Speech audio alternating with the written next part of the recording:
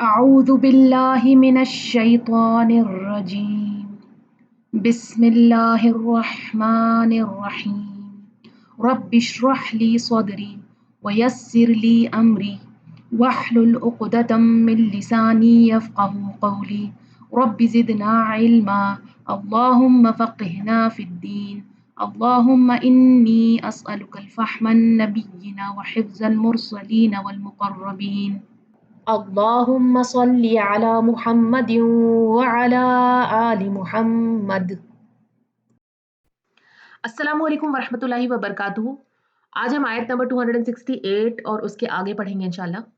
आयत नंबर 268, अश-शैतानु, शैतान। शैतान का रूट है शीन क़ानून और इसका माना होता है दूर होना। शैतान वो है जो अल्लाह की रहमत से दूर कर दिया गया है। अश-शैतानु यइदुकुम, डराता है तुम्हें। यइदुकुम का रूट है वाव आइन दाल, वादा करता है तुमसे, प्रोमिसेस यू, धमकी भी देता है, डराता भी है और तुम्हें वादा भी करता है। किस चीज का? अल फक्र, फक्र यानी कि पॉवर्टी, यानी कि गरीबी, तंगदस्ती, गुर्बत का।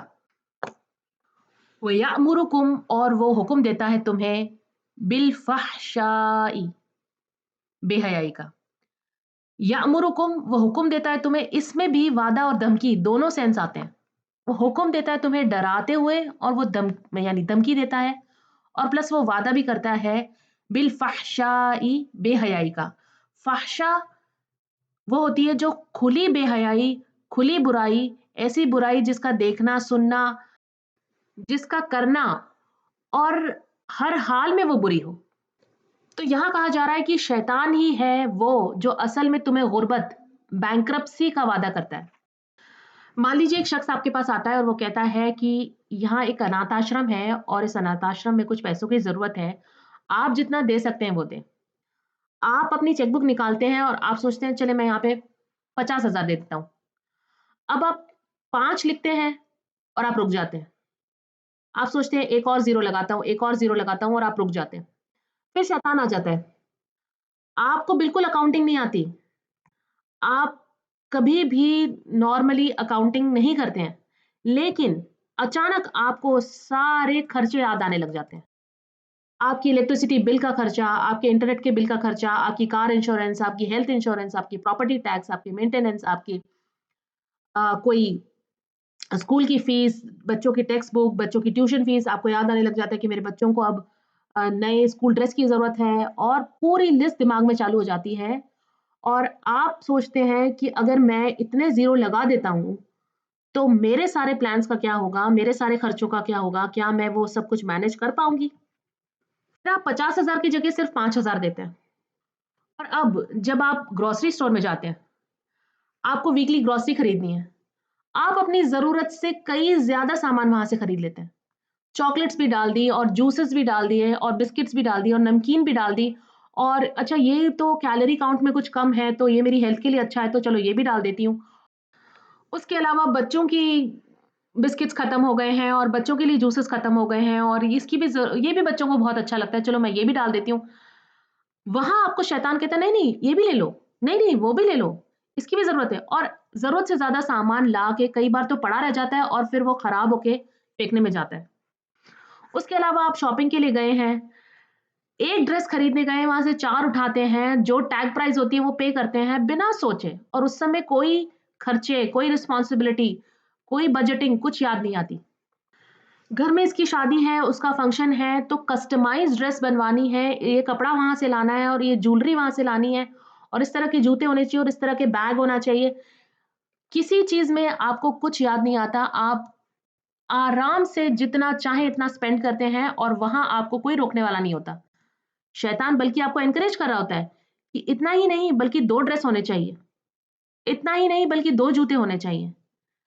पुरानी ड्रेस क्यों पहनेंगे? पुरानी ड्रेस तो पिछले फंक्शन में पहन ली थी, इस बार तो नई ड्रेस होनी चाहिए। हम वेकेशन के लिए निकलते हैं, हम पैसों के बारे में नहीं सोचते। हम किसी होटल में खाना खाने जाते हैं, वहाँ हमें मेन कोर्स की जगह स्टार्टर्स भी चाहिए, सूप भी चाहिए और डेज़र्ट भी चाहिए। कहीं हम पैसों के बारे में कोई रिस्पॉन्सिबिलिटी, कोई कुछ दिमाग में नहीं आता। लेकिन जैसे ही हम सदका देने लगते हैं, अल्लाह की राह में कुछ देने लगते हैं, शैतान हमारे दिमाग में डालता है रिस्पॉन्सिबल बनो, सोच कर खर्च करो, तुम्हारी फैमिली है, तुमने बड़ी मेहनत से कमाया है, एजुकेशन का खर्चा है, सेविंग्स भी करनी है, प्लान्स भी हैं तुम्हारे कुछ, सब कुछ खराब हो जाएगा। और सबसे बड़ी बात ये कि तुम्हें लगता है कि तुम्हारे खुद के अपने ख्यालात हैं, लेकिन अल्लाह कहता है कि ये शैतान है जो तुम्हें डराता है गरीबी से, और ये शैतान है जो तुम्हें हुक्म देता है बेहयाई का। एक बात देखें, ये नहीं कहा कि गरीबी से डराता है तुम्हें शैतान, ये नहीं कहा कि अ, बेहयाई करवाता है तुमसे शैतान, बल्कि कहा गया कि शैतान वो है जो तुम्हें डराता है गरीबी से, वो है जो तुम्हें बेहयाई की तरफ ले जाता है। शैतान जो है ना वो स्टार्टिंग में आया है। ये एक तरह से एम्फसाइज़ देने का तरीका है। कुरान मजीद में हम कई बार ऐसे देखेंगे कि कुछ चीज़ें जो आयत की स्टार्टिंग में आती हैं, उस पर तवज्जो दिलाई जाती होती है। वो इम्पोर्टेंट होता है, वो सब्जेक्ट होता है उसका। कहा जा रहा है कि शैतान वो है जो तुम्हें डराता है गरीबी से, वो है जो तुम्हें हुक्म देता है बेहयाई का।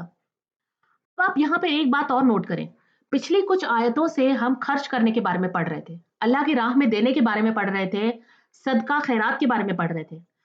तो यहाँ ये कहना कि शैतान वो तुम्हें गरीबी से डराता है, ये बात तो समझ में आती है, लेकिन शैतान तुम्हें हुक्म देता है फ़हशा का, ये बात यहाँ पर कैसे आ गई? बेहयाई की तो बात ही नहीं हो रही थी।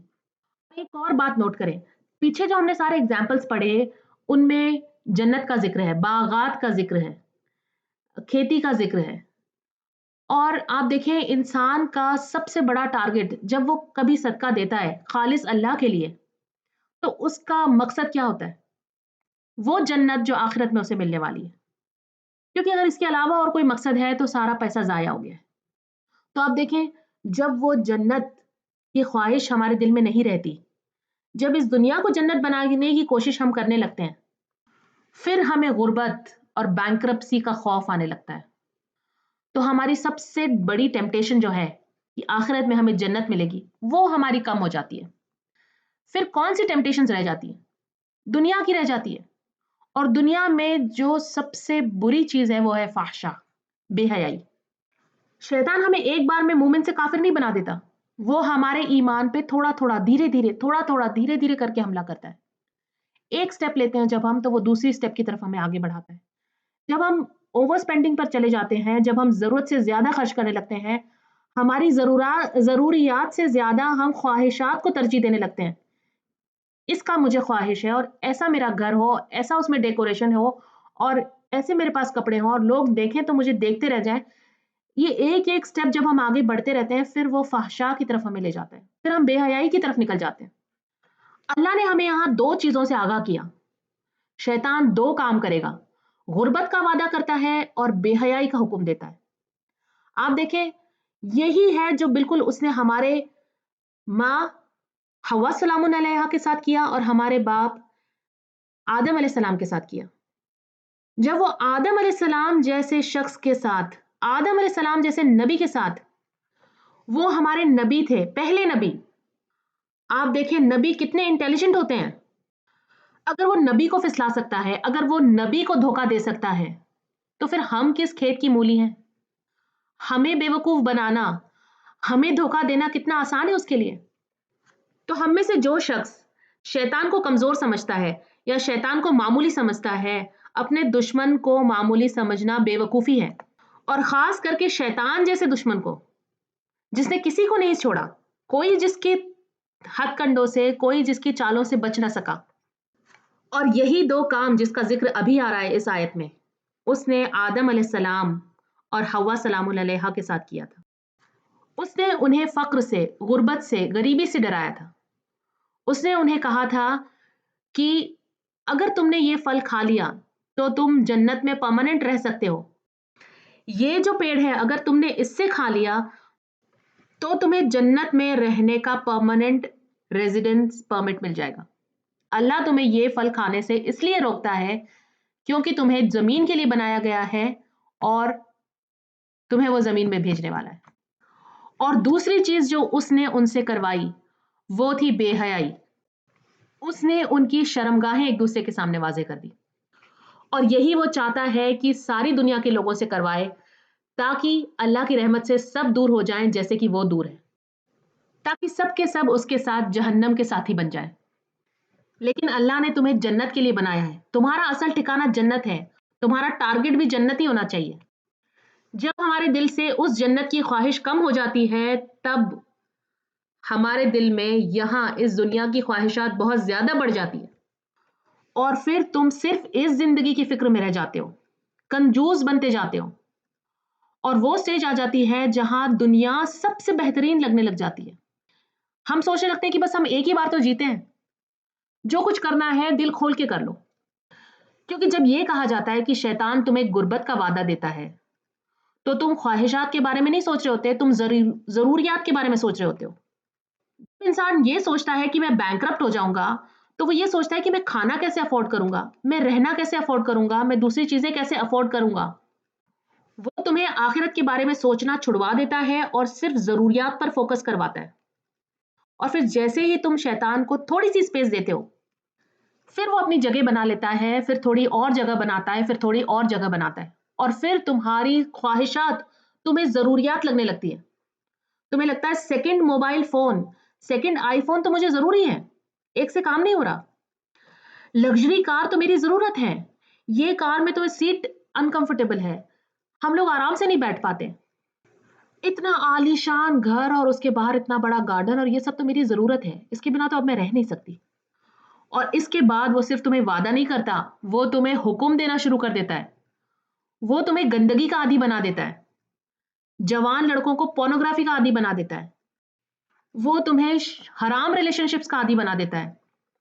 वो तुम्हें धक्का देता रहता है, धक्का देता रहता है, इस पॉइंट पे ले आ जाता है कि तुम्हें लगता है कि अब मेरे पास तो कोई कंट्रोल ही नहीं रहा। फिर लोग कहने लग जाते हैं कि मैं शराब के बिना रह ही नहीं सकता, ये मेरी ज़रूरत है, इसके बिना मुझे नींद नहीं आती, या ये लड़की और इसके बिना और इससे मिले बगैर मैं रह नहीं सकता, और ये सब तो मेरी ज़रूरत बन गई है, ये मेरी आदत बन गई है, मैं इसको छोड़ नहीं सकता। क्यों? क्योंकि यअमुरुकुम, वो हुक्म देता है तुम्हें कि क्या करो और क्या ना करो, वो तुम्हें कंट्रोल कर चुका है। शैतान लोगों को उनके बुरे आमाल खूबसूरत बनाकर दिखाता है। उन्हें लगता है कि अगर मैं शराब पीता हूं तो लोगों को क्या फर्क पड़ता है, इसमें बुराई क्या है? अगर मैं इस तरह के कपड़े पहनती हूं, अगर मेरा जिस्म दिखता है, तो लोगों को क्या फर्क पड़ता है? वो क्यों मुझे इस तरह से रोकते हैं? ये मेरी मर्जी है, मेरी जिंदगी है, इसमें बुराई क्या है? वल्लाहु, और अल्लाह ताला याइदुकुम, वादा करता है तुमसे, मगफिरतन, बख्शिश का, मिनहु, अपनी तरफ से, व फضलन, और फजल का। अल्लाह किस चीज का प्रॉमिस करता है? अगर तुम खर्च करोगे तो तुम्हें क्या मिलेगा? मगफिरत, गुनाहों की माफी, मिनहु, उसकी तरफ से, व फضलन, और उसका फजल। और अल्लाह का फजल क्या होता है? फजल का मतलब होता है हक से ज्यादा देना। फजल में क्या क्या चीजें शामिल है? मेहरबानी, माल, इज्जत, मर्तबा, अक्ल, हुस्न, ये सब के लिए लफ्ज फजल आता है। वो तमाम बड़ी बड़ी नेमतें जिनकी इंसान को जरूरत होती है, वो सब फजल में आती है। खर्च करने पर इंसान को ये सब कुछ नसीब होता है। अल्लाह कहता है अल्लाह को दो, क्योंकि जब तुम अल्लाह को देते हो तो तुम्हारी जन्नत की ख्वाहिश जिंदा रहती है, और जो चीज उस रास्ते में रुकावट बनेगी उसको तुम रेजिस्ट कर सकते हो, तुम मजबूत रह सकते हो। दूसरी तरफ अल्लाह, अल्लाह वो है जो तुम्हें मगफिरत का वादा करता है, जो तुम्हें मजीद फضल का वादा करता है। अल्लाह कहता है कि तुम्हारी जिंदगी का मकसद क्या है? अल्लाह कहता है कि तुम्हारी जरूरत पूरी मैं करूंगा, तुम्हारी ख्वाहिशात भी पूरी मैं करूंगा। तुम्हारी जरूरत क्या है? मगफिरत, फॉरगिवनेस। और तुम्हारी ख्वाहिशात क्या है? अल्लाह का मजीद फضल। और यहाँ इस आयत से हमें यह भी पता चल रहा है कि अल्लाह की मगफिरत हमें ज़कात के ज़रिए, सदक़े के ज़रिए मिलेगी। इसलिए ज़कात को ज़कात कहा जाता है। ज़कात का लफ्ज़ी माना होता है पाक करना। ज़कात इंसान को उसके गुनाहों से पाक करती है। ज़कात तुम्हारे माल को भी पाक करती है और तुम्हें भी पाक करती है। शैतान क्या करता है? शैतान तुम्हारी बेहयाई, तुम्हारी बदतमीज़ी, तुम्हारे बेहुदापन को तुम्हारी ख्वाहिशात बना देता है।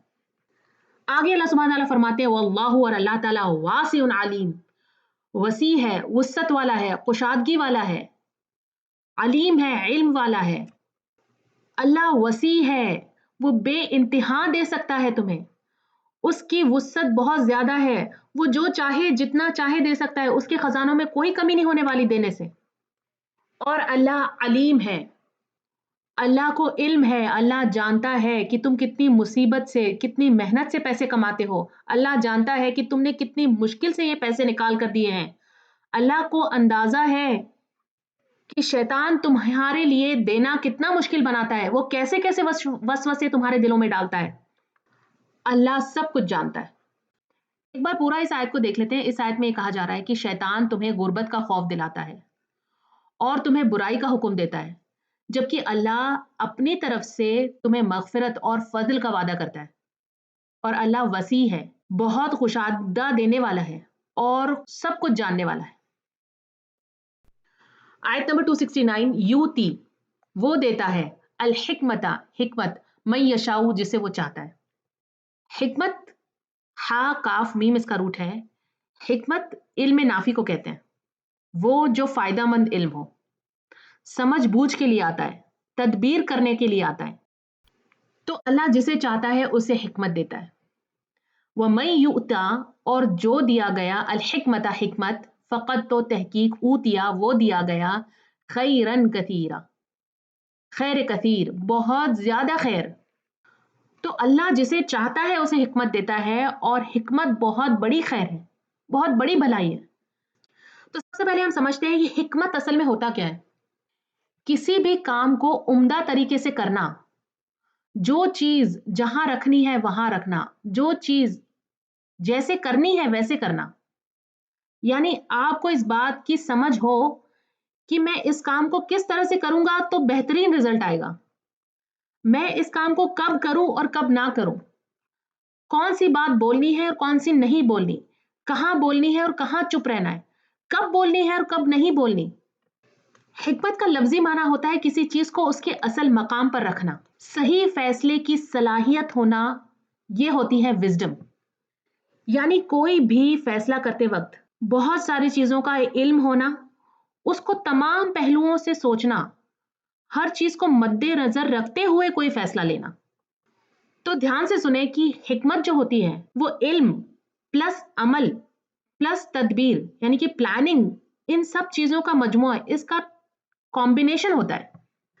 आप देखिए पूरा पैसेज जो हमने अभी तक पढ़ा वो देने के बारे में था, अल्लाह की राह में खर्च करने के बारे में था। अल्लाह बार बार तुम्हें समझा रहा है कि जब तुम देते हो असल में तुम किसी और की नहीं, खुद अपनी मदद कर रहे होते हो, अपना फायदा कर रहे होते हो। दे नहीं रहे हो बल्कि तुम ले रहे हो अल्लाह से बहुत कुछ इसके बदले में। अगर तुम अपने माल को छोड़ सकते हो तो तुम्हारे माल से ज्यादा कहीं बेहतर चीजें तुम्हें अल्लाह अता करेगा। अल्लाह कहता है कि अल्लाह हिकमत देगा और फिर आगे कहता है कि वक़द और तहकीक जो हिकमत दिया गया वो बेहतरीन खैर दिया गया है। हिकमत को हम गहराई से समझते हैं। हिकमत होता क्या है? What is wisdom? देखिए एक होती है नॉलेज इल्म और एक होती है हिकमत विजडम। इंसान के पास बहुत सा इल्म हो सकता है लेकिन जरूरी नहीं कि उसके पास विजडम भी हो। मान लीजिए एक टीनेज बच्चा है, उसके पास हाथ में बाइक है और रोड पे बहुत ज्यादा ट्रैफिक है। अब उसे पूरी नॉलेज है कि अगर उसने तेज चलाया तो उसका नुकसान हो सकता है, उसका एक्सीडेंट हो सकता है, उसके हाथ पैर टूट सकते हैं, उसके लिए जिंदगी भर का कोई नुकसान हो सकता है। ये वो जानता है, उसे इल्म है। लेकिन अभी उसे शौक है कि वो तेज चलाए, अभी वो फन एक्सपीरियंस करना चाहता है, अभी वो ये नहीं सोच रहा कि मेरा क्या नुकसान हो सकता है, उसे सिर्फ फन दिमाग में आ रहा है कि I want to have fun, और वो तेज चलाता है। तो ये हिकमत की कमी है। आप जानते हैं कि आग जलाती है, ये इल्म है, लेकिन जानने के बावजूद आग से खेलना, ये हिकमत की कमी है, विजडम की कमी है। अगर हम रोजमर्रा की जिंदगी में देखें कि हिकमत क्या है, विजडम क्या है, तो छोटी छोटी चीजों में विजडम नजर आती है। आप देखिए एक औरत जब अपना किचन जमाती है तो आगे वो ऐसे बर्तन रखती है जिनके टूटने के चांसेस कम होते हैं, और कांच के बर्तन, नाजुक बर्तन जो होते हैं वो पीछे की तरफ रखती है, ताकि कभी ऐसा ना हो कि गलती से गिर जाए और टूट जाए। तो ये भी एक लेवल की हिकमत है। छोटा बच्चा अगर वही बर्तन जमाएगा तो वो नहीं समझेगा कि कांच का बर्तन है, थोड़ा पीछे की तरफ रखूं। जैसे घर में अगर कोई गेस्ट आने वाले हैं तो घर की औरत को ये पता चलता है कि मुझे कितना खाना बनाना है, कौन क्या पसंद करता है, और ये जो गेस्ट आ रहे हैं, इनको हमें क्या सर्व करना चाहिए। ये सारी चीज़ें हिकमत में आती हैं, छोटी-छोटी चीज़ें हैं लेकिन हिकमत का पार्ट है। कुछ औरतें होती हैं जिनका घर बहुत ऑर्गेनाइज़्ड होता है, उनका काम बहुत ऑर्गेनाइज़्ड होता है, उनका टाइम मैनेजमेंट बहुत अच्छा होता है, वो हर चीज़ को सलीके से कर पाती हैं। और इसकी बजाय एक दूसरी लड़की है जिसकी नई-नई शादी हुई है, जो पहली बार घर सँभाल रही है। अब अगर वो पहले कपड़े धो लेती है, उसके बाद वो सफाई करती है और फिर उसे कुछ इधर-उधर बिखरे हुए कपड़े नज़र आते हैं गंदे, ऐसे में अब उसे दोबारा कपड़े धोने पड़ेंगे। तो इसे कहते हैं हिकमत की कमी, एक्सपीरियंस की कमी। एक आदमी जो बिज़नेस करता है, तो उसे ये पता है कि मुझे कहाँ इन्वेस्ट करना है, कितना इन्वेस्ट करना है, कब इन्वेस्ट करना है और अगर मुझे एडवर्टाइज़मेंट करनी है तो कहाँ करनी है और कब करनी है, कौन-सा वक़्त सबसे सही है इसको करने का, कब मुझे सबसे ज़्यादा फ़ायदा होगा। इन चीज़ों की कैलकुलेशन लगाना, इंसान अपनी हिकमत के मुताबिक ज़्यादा सही किसी चीज़ को कर सकता है। यानी किसी काम को करने का तरीका आपको पता हो, उसका करने का सलीका आपको पता हो और आप उसको ठीक तरीके से करें, ठीक वक़्त पे करें। और हिकमत इंसान को एक्सपीरियंस के साथ आती है। हिकमत इंसान में कब आती है? जब वो चीज़ों को एक्सपीरियंस करता है, बार-बार एक्सपीरियंस करता है, जितनी उसकी प्रैक्टिस करता है, उतना वो ज़्यादा सलीके से उस चीज़ को कर पाता है। हिकमत ट्रायल एंड एरर से भी इंसान सीखता है और दूसरों की गलतियों से भी इंसान सीखता है। वो ज़्यादा वाइज़ इंसान होता है जो दूसरों की गलतियों से सीखे। और दूसरा तरीका ये होता है कि आप एक्सपर्ट्स के साथ रहो, उन्हें ऑब्ज़र्व करो और उनसे हिकमत सीखो। डेली एक्सपीरियंस से वो सीखता है। इसीलिए हम कहते हैं कि बुज़ुर्गों में ज़्यादा हिकमत होती है। वो ज़्यादा चीज़ों को समझते हैं कि कहाँ क्या गलत हो रहा है, कैसे करेंगे तो ये ठीक हो जाएगा। आगे की प्लानिंग ठीक से कर सकते हैं, चीज़ों को वो ज़्यादा अच्छे से ऑर्गेनाइज़ कर सकते हैं। और आप देखिए हिकमत का मतलब ये नहीं है कि इंसान से कोई गलती नहीं होगी। मूसा अलैहिस्सलाम को अल्लाह सुब्हान तआला ने फरमाया कि अल्लाह ने हिकमत दी, हिकमत अता की और उसके बाद उनसे एक गलती हो गई। उन्होंने एक शख्स को घूंसा मारा और वो मर गया। उन्होंने फौरन अल्लाह से माफ़ी माँग ली। ये है हिकमत। गलती होने के बाद उसे सुधारना कैसे है? गलती हो जाए तो उसके बाद क्या करना है, इसका जान लेना भी हिकमत है। याद रखें हिकमत हमारी ज़िंदगी को प्रॉब्लम फ्री नहीं बनाती, बल्कि हमें प्रॉब्लम से निपटने की सलाहियत देती है। हमें समझ आती है, हमारे अंदर समझ-बूझ होती है कि इससे निपटना कैसे है, इससे सॉल्व कैसे करना है, इसे फेस कैसे करना है। ये होती है हिकमत। अच्छा, अब आप देखिए एक शख्स है, जो दुनिया में बहुत कामयाब है, जिसने बहुत दौलत बना ली है, बहुत शोहरत है उसके पास, लोग उसको पसंद करते हैं, वो पब्लिक स्पीकिंग करता है और लोग उसको बहुत पसंद करते हैं। लेकिन वो बहुत सेल्फिश है, बहुत क्लेवर भी है। चाहे जिसे धोखा दे देता है, चाहे जिसके साथ अपने फ़ायदे के लिए किसी को इस्तेमाल कर लेता है। अब हम समझते हैं कि ये शख्स बहुत वाइज़ है, बहुत ज़्यादा इंटेलिजेंट भी है, बहुत ज़्यादा क्लेवर भी है और इसके पास बहुत हिकमत भी है। क्योंकि ये हर काम को बड़ी खूबसूरती से कर लेता है, कोई प्रॉब्लम में नहीं फँसता और अपना फ़ायदा बहुत जल्दी बना लेता है। लेकिन आप इस बात को समझें कि ये शख्स अपनी आखिरत को बिगाड़ रहा है। दुनिया में तो बहुत बड़े-बड़े फ़ायदे कमा रहा है, लेकिन अपनी आखिरत बिगाड़ रहा है। तो दुनियावी इल्म के साथ, दुनियावी क्लेवरनेस के साथ आपके पास दीनी इल्म भी होना बहुत ज़रूरी है। आपको ये भी पता होना चाहिए कि अल्लाह मुझसे क्या चाहता है और ये सबसे बड़ी हिकमत है। अल्लाह का खौफ, अल्लाह का डर, इससे सबसे ज़्यादा बड़ी हिकमत और कोई नहीं। क्योंकि अल्लाह का खौफ आपको गलत काम से रोकता है। ये इंसान जानता है कि दुनिया में उसका फ़ायदा किससे हो रहा है, लेकिन वो आखिरत का सही गलत नहीं समझ रहा है और इसकी वजह से वो अपना आखिरत का नुकसान कर रहा है। टेम्पररी फ़ायदा करना ये हिकमत नहीं है। असल हिकमत ये है कि आप अपना आखिरत का फ़ायदा कर सकें। रसूलुल्लाह सल्लल्लाहु अलैहि वसल्लम अपनी उम्मत के लिए 2 चीज़ें लेकर आए, कानून और हिकमत। कुरान में कानून भी है और हिकमत भी है। कानून क्या है? जैसे सूअर का गोश्त हराम है या शराब पीना हराम है। ये कानून है। कानून क्या है? डूज़ एंड डोंट्स, क्या करना जायज़ है और क्या नाजायज़ है। और दूसरी है हिकमत। हिकमत क्या है? कैसे चलना है, कैसे बात करनी है, कैसे लोगों के साथ सुलूक करना है, रिश्तेदारों के साथ आपका क्या सुलूक होना चाहिए, पड़ोसियों के साथ आप कैसे रहना चाहिए, आपको कैसे रहना चाहिए, अपने बच्चों की कैसे तरबियत करनी है। ये है हिकमत। हिकमत में कोई फिक्स तरीका नहीं होता। कुछ चीज़ों में आपकी नज़रों में कोई चीज़ गलत हो सकती है। जैसे वेस्टर्न कल्चर में माँ को या बाप को नाम से बुलाते हैं, लेकिन इंडियन कल्चर में इस चीज़ को बहुत बुरा माना जाता है। लेकिन आप इसे जस्टिफाई नहीं कर सकते कि वो जो बच्चे कर रहे हैं वो गलत है, क्योंकि उनकी फैमिली के लिए वो एक्सेप्टेबल है, उनकी सोसाइटी के लिए वो एक्सेप्टेबल है। उसी तरह से अगर कोई इंसान चल रहा है या कोई बात कर रहा है, तो आप उसे ये नहीं कह सकते कि you are not humble enough. क्यों? क्योंकि इंसान का हम्बल होना हिकमत है, लॉ नहीं है, कोई कानून नहीं है। उसी तरह से अगर कहा जाता है कि चिल्लाना, शोर मचाना अल्लाह को पसंद नहीं है और इस पर अमल करना हिकमत है, ये कोई हलाल हराम का क्राइटेरिया नहीं है। तो हिकमत हमें बहुत सी परेशानियां, बहुत सी मुसीबतें, बहुत सी आने वाली मुश्किलों से महफूज कर देती है। तो अब यहाँ पे आप देखें कि ये आयत किस कॉन्टेक्स्ट में आ रही है। यहाँ अभी चैरिटी की बात हो रही थी, सदका खैरात की बात हो रही थी, अल्लाह के राह में खर्च करने की बात हो रही थी, और उसके बीच में ये आयत आई है। कहने का मतलब ये है कि हो सकता है कि देने की वजह से अल्लाह तुम्हें और भी खैर अता करे, और सबसे बड़ी खैर जो है वो है हिकमत। हिकमत का तोहफा तुम्हें दे दे, और जिससे ये खैर मिल गई तो इससे बेहतर कुछ नहीं हो सकता। क्योंकि आप देखें, कई बार हमें इल्म होता है, हमें पता होता है कि क्या सही है और क्या गलत है, लेकिन हमारी हिम्मत नहीं होती उस पर अमल करने की। जैसे कि पहले हमने पढ़ा कि शैतान हमें डराता है, तो हिकमत का मतलब ये भी है कि हम जानते भी हैं और उस पर अमल भी कर जाते हैं। वमा, और नहीं, यज़्ज़करू, नसीहत पकड़ते, इल्ला, मगर, उलुल अलबाब, अक्ल वाले। इतना सब कुछ कुरान में अल्लाह सुब्हानहू तआला ने हमें सिखाया, समझाया।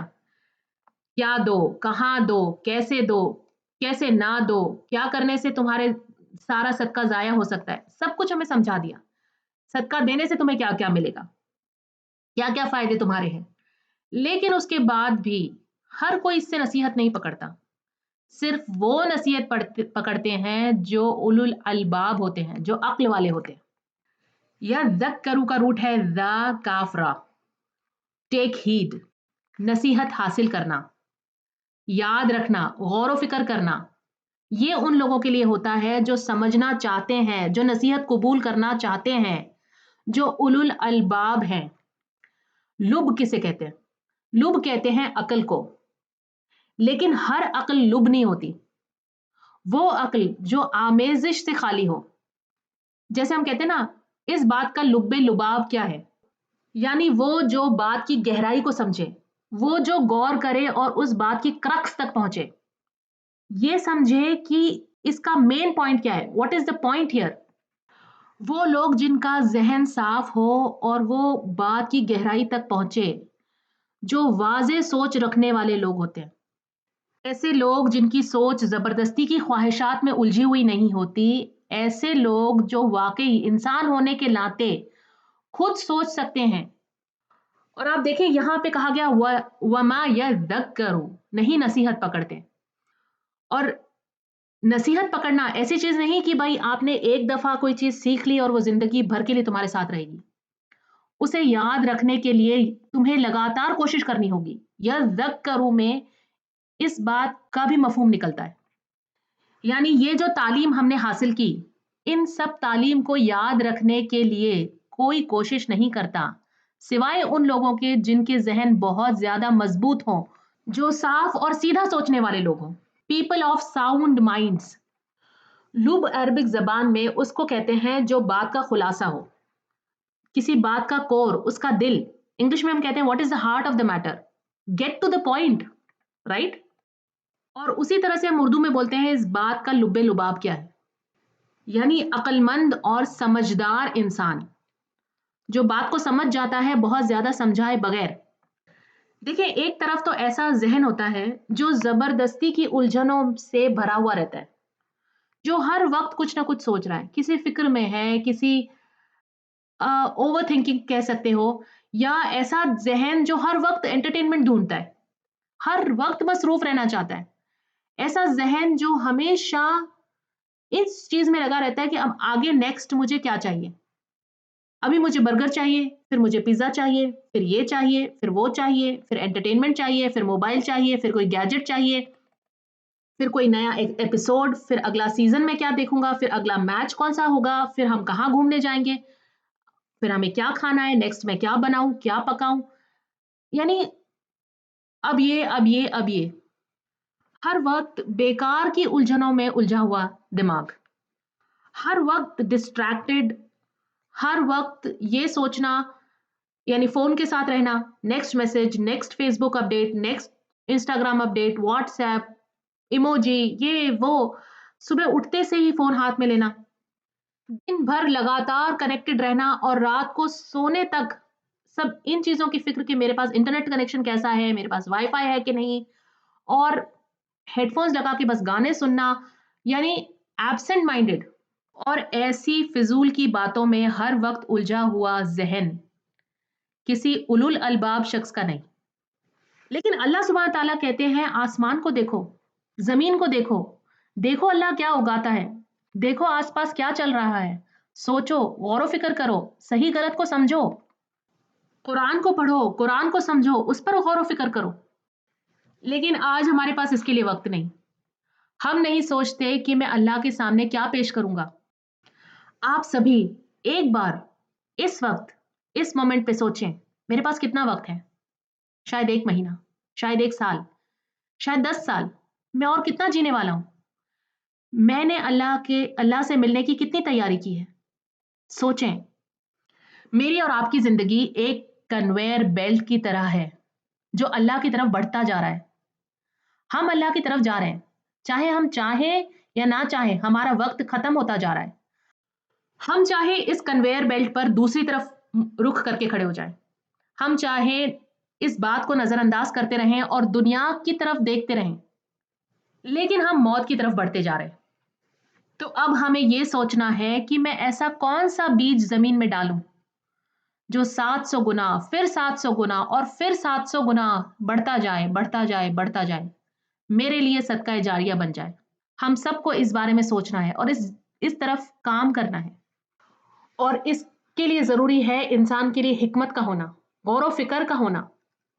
कुरान सिर्फ़ पढ़ने की किताब नहीं है, सिर्फ़ याद करने की किताब नहीं है। अल्लाह ने कुरान में ये गिला नहीं किया कि इंसान कुरान को याद क्यों नहीं करता। अल्लाह ने ये गिला किया है कि गौर-व-फ़िक्र क्यों नहीं करते, सोचते क्यों नहीं हो? जब तक हम कुरान को समझ कर नहीं पढ़ेंगे, हम उस पर गौर-व-फ़िक्र करेंगे कैसे? अगर हम सिर्फ़ तिलावत करेंगे, अगर हम सिर्फ़ कुरान को हिफ़्ज़ करेंगे, याद करेंगे, तो हम गौर-व-फ़िक्र किस तरह से करेंगे? ये हम सबके लिए याद दहानी है। आपको भी इस पर काम करना है, मुझे भी इस पर काम करना है। हम सब एक-दूसरे का सहारा हैं। हम इसे पढ़ रहे हैं ताकि हमारा ताल्लुक कुरान से मज़बूत हो, ताकि हमारी अपनी तिलावत, अपना गौर-व-फ़िक्र हो। इस आयत में अल्लाह सुब्हान तआला फरमाते हैं कि अल्लाह अपनी अल्टीमेट विज़डम जिसे चाहता है उसे देता है और जो कुरान पा लेता है, वो सबसे बड़ी नेमत, सबसे बड़ी विज़डम पा लेता है। ये सबसे बड़ी हिकमत है, कुरान खुद। ये सबसे बड़ा खजाना है। अल्लाह कहता है कि ये हर उस चीज़ से बेहतर है जो तुम जमा कर रहे हो।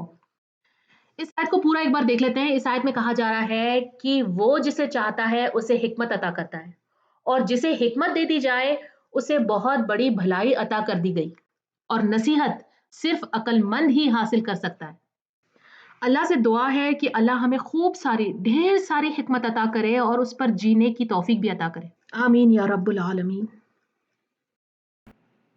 अल्हम्दुलिल्लाह, आज का लेसन यहाँ पे ख़त्म होता है। सुब्हानक अल्लाहुम्मा व बिहम्दिका नशहदु अन ला इलाहा इल्ला अंत नस्तगफिरुका व नतूबु इलैक।